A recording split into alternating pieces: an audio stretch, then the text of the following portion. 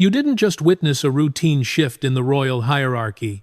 You witnessed an ancient system finally closing the gap where a son once thought he could negotiate his birthright. In the late hours of this institutional reset, the mask hasn't just slipped, it has been intentionally removed by a king who realized that a monarchy cannot survive on sentiment alone. For years, the narrative surrounding the Duke of Sussex was one of wait and see, a lingering ambiguity that allowed personal grievance to masquerade as a legitimate challenge to the crown. But tonight, that era of negotiation is over. Princess Anne, long regarded as the most uncompromising custodian of duty within the House of Windsor, has officially taken the reins of this transition. While the cameras were focused on the drama of legal appeals and Californian statements, the real movement happened behind the heavy oak doors of Buckingham Palace. This wasn't a family meeting, it was a constitutional realignment. King Charles III has signaled a definitive end to the half-in, half-out fantasy, and he has chosen his sister, the woman who embodies service over celebrity, to enforce the new boundaries. To understand why this matters, you have to understand the logic of the institution. The British monarchy is not a private inheritance, it is a public function underwritten by government authority. For Prince Harry, security was once seen as a prerequisite for his return, a point of leverage he used to pressure the king. But Anne's doctrine is different. Service defines legitimacy, and legitimacy determines privilege. By stripping away the ambiguity, the palace has effectively neutralized Harry's only remaining leverage. The message being sent to California is cold, clear, and final. You cannot own the story while you refuse to perform the role. This institutional reset isn't just about security or titles. It's about a system reaching its breaking point and choosing survival over a fairy tale. If the crown is to endure in the 21st century, it must be seen to act with a consistency that birthright alone can no longer provide. As the senior royals close ranks, the Harry problem has been transformed from a family tragedy into a settled policy. The gates have been closed, the gears have shifted, and Princess Anne is the one holding the keys. This isn't just a policy change, it is the construction of a permanent constitutional boundary. Princess Anne, known as the most uncompromising custodian of duty within the House of Windsor, has spent decades reinforcing the idea that the monarchy is a machine fueled by active participation, not passive fame. In this new Anne Doctrine, there is no space for the celebrity royal who seeks the benefits of the crown while rejecting its constraints. To the palace, Prince Harry's demand for state-funded security without committing to royal service was more than an inconvenience.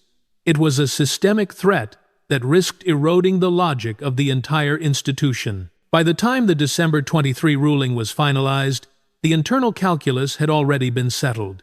If you do not perform the public role, you do not receive the public shield. The king's decision to elevate Anne to the role of institutional enforcer marks a definitive departure from the wait-and-see approach that defined the last 4 years of family conflict. It is a cold, calculated move designed to protect the future king, William, from being dragged into further public negotiations with a brother who has traded royal identity for commercial monetization. While Harry has spent years refining his narrative in California, using media interventions as a sword, Princess Anne has used the palace's structural discipline as a shield. She understands a fundamental truth that Harry's legal team struggled to overcome. The British monarchy survives through consistent process, not individual personality. The leverage Harry once held, the perceived threat of his absence from the UK, or the emotional pressure regarding the safety of his children, has been systematically dismantled by this constitutional reset. In this architecture of exclusion, institutional silence has become the ultimate weapon. By refusing to engage with Harry's rhetorical demands or substantiating his claims of persecution, the senior royals have turned the Duke's public statements into a one-sided conversation that loses impact with every passing day. The institution is no longer asking for a reconciliation on the Sussexes' terms. It is dictating the hard terms of their separation. The reset is now operational and absolute. It involves the rewriting of internal protocols to ensure that national resources and police protection are never again viewed as a portable privilege untethered from national duty. For Harry and Meghan, the leverage they believed they held over the king's heart has been met with a wall of institutional logic. Princess Anne hasn't just won the internal argument. She has changed the rules of the monarchy so that Harry can no longer negotiate his way back into the fold without a total surrender to the crown's authority. The conflict within the palace walls was never just about a security detail. It was a battle for the very soul of the institutional narrative. While Prince Harry attempted to use the media as a pressure valve, the internal fortress of discipline led by Princess Anne was reinforcing the ramparts. In this environment, the palace has adopted a strategy where silence is no longer an accident. It is a weapon of attrition. For every public intervention or legal appeal from California, the palace has responded with a calculated, frozen indifference that signals the end of the Sussexes' ability to influence royal protocol. Senior courtiers have noted that the ambiguity which once allowed personal grievances to coexist with royal privilege has been purged. Princess Anne has reportedly formed a unified front with the king, ensuring that privilege divorced from service is viewed as a corrosive precedent that will no longer be tolerated. The internal consensus has shifted. The crown can no longer afford to subsidize separation or allow its national symbols to be used as tools for private monetization abroad. Every leak from within the gates now serves a singular purpose: to illustrate that the institution is moving forward without the need for its self-exiled members. Harry's children, frequently cited in his arguments for security, are viewed by the palace not as logistical victims, but as a rhetorical shield used to exert emotional pressure while avoiding reciprocal obligation. Princess Anne's position remains unmistakable. In a family, silence is personal, but in a public institution, silence is a statement of constitutional policy. By late 2025, the internal calculus suggests that the palace has replaced the desire for sentimental reconciliation with a rigid adherence to institutional order. The leverage of family has been completely eclipsed by the cold reality of the firm. Anne's doctrine of service over celebrity has become the new operating manual for the British monarchy. She has argued behind closed doors that any concession made to Harry after years of public litigation would signal that persistence, rather than responsibility, determines royal entitlement. This marks the moment the Harry problem was officially moved from the king's private desk to the institution's policy room. The door has not been slammed shut by a vengeful father, but locked by a system that refuses to let the crown be worn selectively. The king's decision to align himself with the courts and the Home Office was a deliberate act to anchor the monarchy to process and precedent. This alignment leaves the Duke in a constitutional vacuum, unable to return without a total surrender of his independence, and unable to negotiate because his leverage has evaporated. Princess Anne has ensured that the keys to the kingdom are no longer found in emotional appeals, but in the lifelong commitment to duty that the Sussexes walked away from years ago. This institutional reset has moved into its most cold and calculated phase: the strategic stripping of the Sussex brand from its royal utility. Under Princess Anne's meticulous oversight, the palace has begun to treat the Duke not as a wayward son to be reconciled with, but as a commercial entity to be contained. For years, the leverage Harry believed he held was rooted in his proximity to the crown, the idea that his royal identity was a portable asset he could monetize in the United States while remaining a protected figure of the British state. But the Anne Doctrine has effectively decapitated this strategy. By severing the link between royal titles and institutional authority, the palace has rendered the Duke title a hollow ornament, devoid of the sovereign power that once gave it market value. Inside the palace, the sentiment has shifted from frustration to a sterile, administrative detachment. Senior aides, following Anne's lead, have ensured that every official interaction with Harry is now handled through legal and bureaucratic channels rather than family ones. This is the commercial isolation strategy. By forcing Harry to negotiate his security and his status through the Home Office and the courts, the palace has removed the king's personal heart from the equation. Harry is no longer fighting his father. He is fighting the cold, immovable machinery of the British Constitution. And in that arena, bloodline carries no weight against the rule of law. the psychological impact of this reset is designed to be total. Princess Anne understands that for a brand to survive, it needs a constant supply of fresh royal association. The photographs on the balcony, the state dinners, the official representations of the monarch. By denying Harry these oxygen points, the palace is watching the Sussex brand slowly suffocate in real time. Without the backdrop of Buckingham Palace, Harry's narrative of exile begins to lose its luster, transforming from a high-stakes royal drama into a repetitive private grievance. The palace isn't just winning the legal battle, they are winning the war of relevance by making Harry's absence feel like a settled, unremarkable reality. As Prince William and Catherine continue their public duties with a disciplined focus on service, the contrast is devastating. While Harry is seen in courtrooms fighting for a portable privilege, the working royals are seen in communities, embodying the national interest. This visual and moral gap is exactly what Princess Anne intended to create. She has ensured that the fortress of discipline remains impenetrable, making it clear that the monarchy is a collective endeavor that no longer has room for individual exceptions.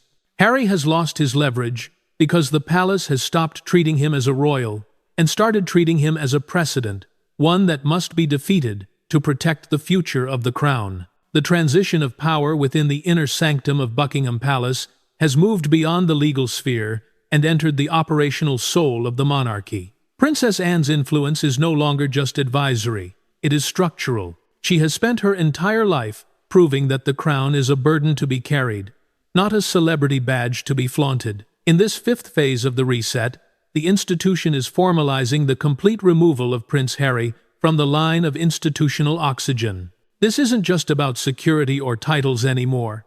It is about the systematic erasure of presence. Behind the scenes, the palace has implemented what insiders are calling the Permanent Boundary Protocol. This directive ensures that for any future state event, be it a jubilee, a transition of reign, or a national ceremony, the Duke and Duchess of Sussex are classified strictly as private citizens with famous surnames. By shifting their status from exiled royals to private individuals, Anne has effectively robbed Harry of his most valuable currency, the threat of a dramatic return. In the world of high-stakes constitutional power, uncertainty is a weapon. By making the separation administrative and final, the palace has disarmed the Duke. In the halls of power, the conversation has shifted. Senior courtiers no longer discuss the possibility of reconciliation. Instead, they are focused on a streamlined, leaner machine designed to protect the future reign of Prince William. Princess Anne has argued that for the monarchy to survive the 21st century, it must stop acting like a dysfunctional family and start acting like a disciplined constitutional fortress. This means that emotional pleas regarding the grandchildren or old family ties are met with a wall of cold, procedural silence. The king has delegated the unpleasantness of this severance to his sister, allowing Anne to be the iron hand that ensures the crown's long-term integrity is never again compromised by individual whims. The leverage Harry believed he held his ability to stir international public sympathy is being neutralized by the palace's commitment to visible duty. While the Sussexes issue polished statements from a mansion in California, the working royals are seen on the ground, embodying the national interest. This contrast is the lethal heart of the Anne Doctrine. It is a methodical demonstration that the monarchy is not only functioning without the Sussexes, but it is more focused and more respected for its refusal to engage in the spectacle. The disinheritance happening now isn't about money, it's about the total loss of relevance. And for a brand that relies entirely on royal association, the loss of relevance is a terminal diagnosis. This institutional reset, orchestrated by Princess Anne, is not merely a reaction to Prince Harry's past grievances. It is a proactive surgical strike designed to safeguard the future reign of Prince William. Within the internal hierarchy, Anne has long been the primary defender of the long view. She understands that a constitutional monarchy cannot survive if the heir to the throne is perpetually anchored to the drama of a fractured brotherhood. By taking control of the current crisis, Anne is doing the dirty work that King Charles III, bound by paternal instinct, found difficult to finalize, and that William, bound by direct rivalry, could not do without appearing vengeful. This is the succession safeguard, a total clearing of the path, so that when William eventually ascends, the Sussex issue is no longer a living wound, but a historical footnote. The strategic brilliance of Anne's intervention lies in its emotional insulation. By positioning herself as the Grand Inquisitor of royal duty, she has allowed Prince William and Catherine to remain above the fray. While the Duke of Sussex directed his legal and media fire at the institution and the men in grey suits, he found himself hitting a wall of steel when Anne stepped to the forefront. She represents a generation that does not explain, does not complain, and crucially, does not negotiate with those who have abandoned their posts. Every decision made to restrict Harry's access, every refusal to grant him the special status he craves, is framed by Anne as a protection of the crown's future stability. She is ensuring that the throne William inherits is not one weakened by precedent-shattering concessions. This phase of the reset focuses on the total removal of Harry from the internal power loop. Information is now the most tightly guarded resource within the palace. Under Anne's oversight, the need-to-know circle has been reduced to a microscopic size, ensuring that no details regarding the king's health, the Princess of Wales's recovery, or future state strategy ever reach California. This information embargo has stripped Harry of his last bit of soft leverage, the ability to act as an insider or a bridge between the old world and the new. To the palace, he is no longer a confidant, he is a potential leak to be plugged. The fortress has been sealed, and the keys have been handed to a woman who views sentimentality as a luxury the monarchy can no longer afford. As this reset solidifies, the global audience is witnessing a masterclass in institutional resilience. The palace has successfully reframed the narrative from a family at war to an institution upholding standards. By the end of 2025, the Sussexes find themselves shouting into a vacuum of their own making. Princess Anne has ensured that the monarchy's survival is untethered from Harry's approval or participation. The succession safeguard is complete. The path for William and his children is being paved with the cold, hard stones of discipline, ensuring that the shadows of the past can no longer dim the light of the crown's future. Harry hasn't just lost his security, he has lost his place in the timeline of the British monarchy. While the Duke and Duchess of Sussex have spent years cultivating an international media machine designed to exert pressure on the monarchy from the outside, Princess Anne has executed a masterstroke by grounding the palace's response in the cold, immovable reality of the British Constitution.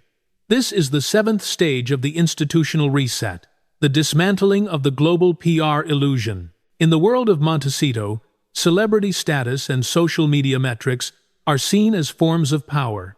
However, in the halls of Buckingham Palace, power is derived solely from the sovereign's mandate and the law of the land. Princess Anne has effectively neutralized Harry's international influence by proving that global sympathy cannot overturn a national security assessment. The palace's strategy, guided by Anne's uncompromising focus, has been to highlight the fundamental disconnect between Harry's perceived safety and the public interest. For the Sussexes, security is framed as a personal right that should follow them wherever they go, regardless of their lack of official duty. But under the Anne Doctrine, security is a consequence of representation, not a ceremonial courtesy for the famous. By forcing this distinction into the public consciousness, the palace has shifted the debate from family safety to taxpayer accountability. This move has been particularly effective within the United Kingdom, where public confidence is sustained not by celebrity appeasement,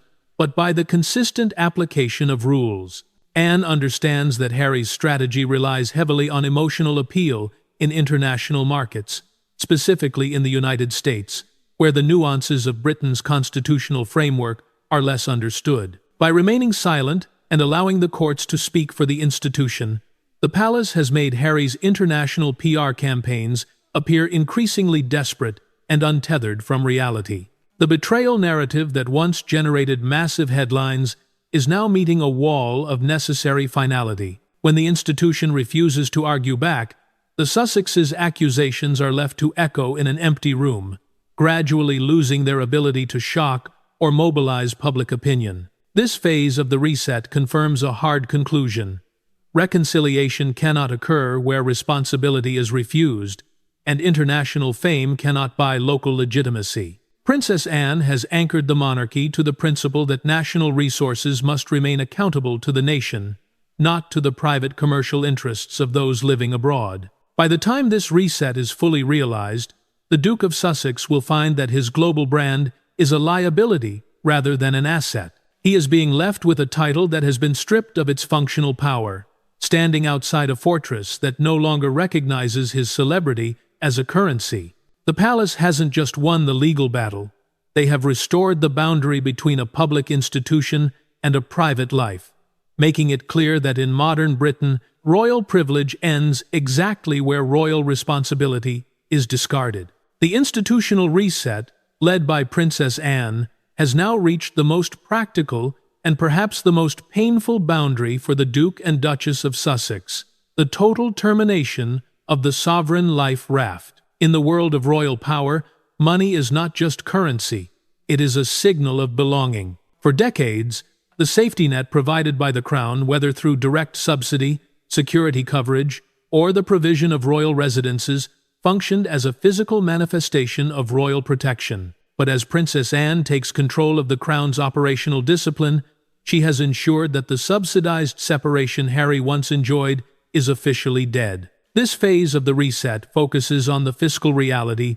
that privileges are earned through service, and without service, the state's coffers are firmly locked. Princess Anne's doctrine of fiscal accountability has effectively closed the loophole Harry attempted to exploit. He believed that even as a non-working royal, his birthright entitled him to a level of state support that would follow him into his private, commercial life in California.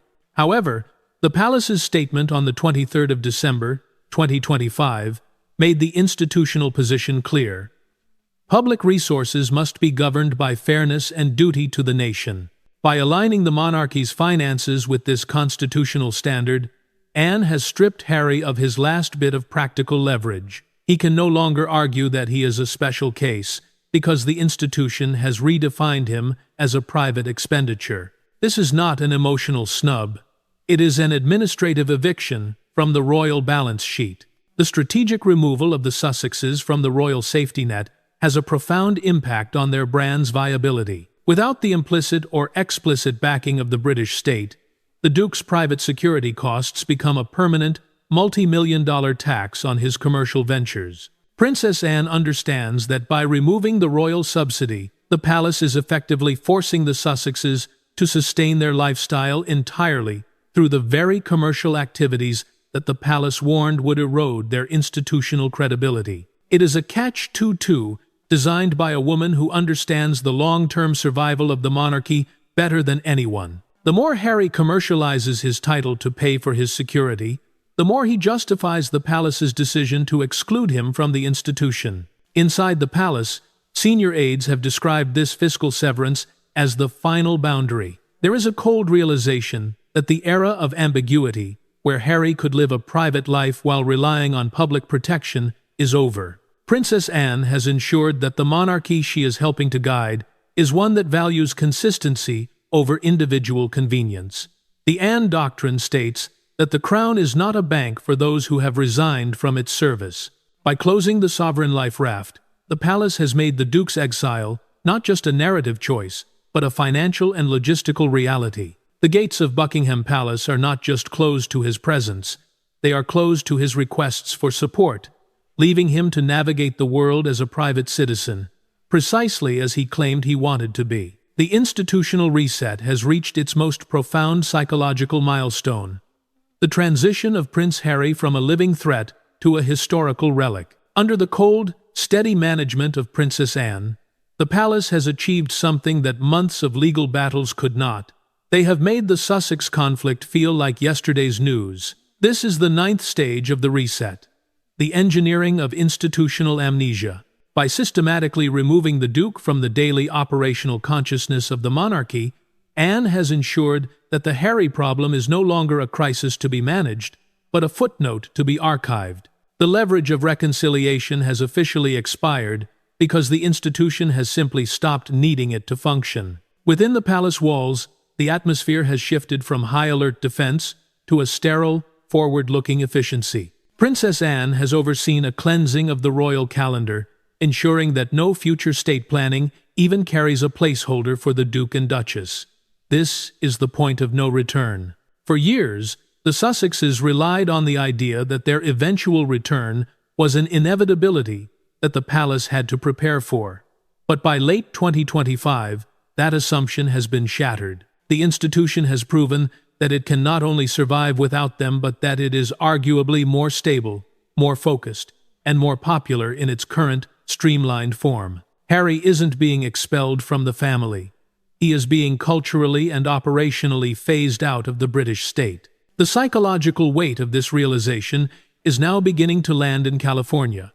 Princess Anne understands that the greatest blow to a brand built on royal association is not a public fight, but a total lack of response.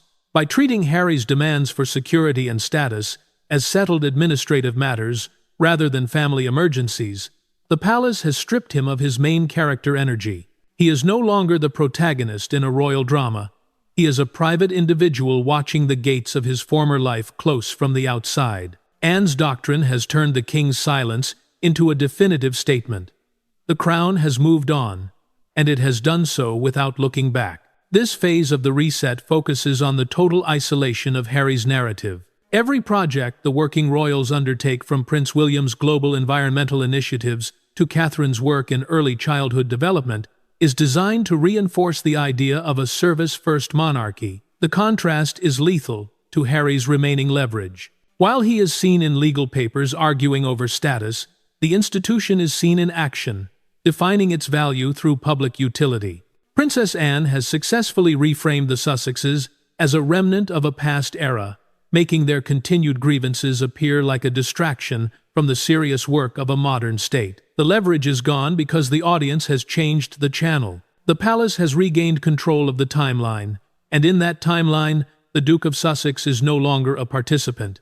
He is merely an observer of a system that has finally outgrown its need for him. The silence emanating from Buckingham Palace is no longer an act of avoidance. It is the sound of a completed transition. In this final phase of the institutional reset, Princess Anne has achieved the ultimate goal of any constitutional guardian. She has restored the sovereign equilibrium. The era of the Sussex crisis hasn't just been managed, it has been metabolized by the institution. By the close of 2025, the British monarchy stands as a leaner, more disciplined, and more focused machine, having successfully decoupled its future from the personal grievances of Prince Harry. The Anne Doctrine has proven that the crown is not a fragile family heirloom, but a resilient national system that thrives on the very boundaries Harry attempted to negotiate. For Prince Harry, the realization of his total loss of leverage is now absolute. He did not lose his security because of a family feud. He lost it because he attempted to treat a national security function as a personal birthright. Princess Anne's mastery lay in her ability to strip away the emotional veneer and expose the hard constitutional truth. In modern Britain, you cannot be a royal on your own terms. The leverage he believed he held, the international sympathy, the media platform, the family ties, has proven to be no match for a system that values the integrity of the collective over the desires of the individual. Harry hasn't been cast out. He has been allowed to live the private life he claimed to desire, but without the public subsidies he insisted were his due. The palace has called his bluff, and the game is over. Looking forward, this reset has effectively future-proofed the monarchy for the next generation. Prince William and Catherine now stand at the helm of a service-first institution, one that is no longer distracted by the noise from California. Princess Anne has provided the blueprint for survival in an age of celebrity. Do not engage, do not explain, and above all, do not subsidize those who walk away. The succession safeguard is now the permanent status quo. The British people, and indeed the global audience, have seen that the crown remains the ultimate arbiter of its own standards. Legitimacy has been restored not through appeasement, but through the cold, consistent application of duty. The final sentence of this chapter is written not in a courtroom or a press release, but in the daily, unremarkable continuity of royal service. As Princess Anne continues her relentless schedule, Embodying the very essence of the crown's survival, she sends a final message to the world. The monarchy survives by rules, not relationships.